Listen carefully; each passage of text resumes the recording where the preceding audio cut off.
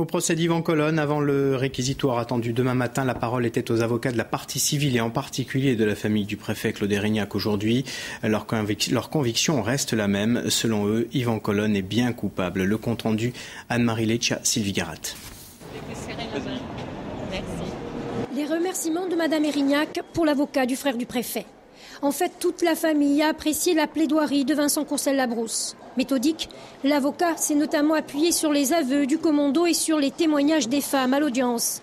Selon lui, elles expriment leur embarras, elles relatent un climat de peur. Auparavant, Benoît Chabert, l'avocat de l'État, a déclamé sa conviction. Les déclarations faites en garde à vue ont pour lui force de vérité, force légale aussi, quelles que soient les assertions de la défense. Devant le juge, ils vont réitérer, non pas simplement dire « je m'en rapporte à ce que j'ai dit », ils vont réexpliquer clairement et redire qu'Yvan Colonne est le tireur. Au nom de la famille Érignac, ce sont 3 avocats, 3 voix qui ont plaidé. Dernier en piste, Maître Baudelot le dira à plusieurs reprises. Les explications en garde à vue et l'audience ont démontré que les rétractations ne résistaient pas aux témoignages. La lettre enfin a révélé un Yvan Colonne manipulateur.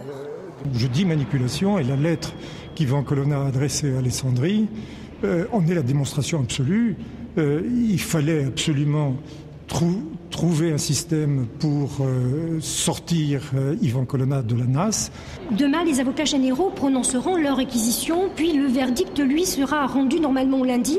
Il faut dire que les avocats de la défense semblent vouloir avoir du temps vendredi pour débattre avec la Cour des questions supplémentaires qu'ils veulent voir ajoutées à la liste de questions auxquelles les magistrats ont prévu de répondre pour motiver, prononcer leur verdict. Alors on sait que c'est important pour la défense, et ce, d'autant que cet après-midi, on a appris que la Cour de cassation rejetait leur demande d'examen immédiat sur la lettre de menace. Les avocats d'Yvan Colonne veulent voir cette lettre retirée des débats comme élément de preuve possible, mais rien ne les empêchera de reformuler un nouveau recours en cassation après le verdict, d'où l'intérêt pour eux de savoir sur quoi la Cour se sera fondée pour prononcer une éventuelle condamnation.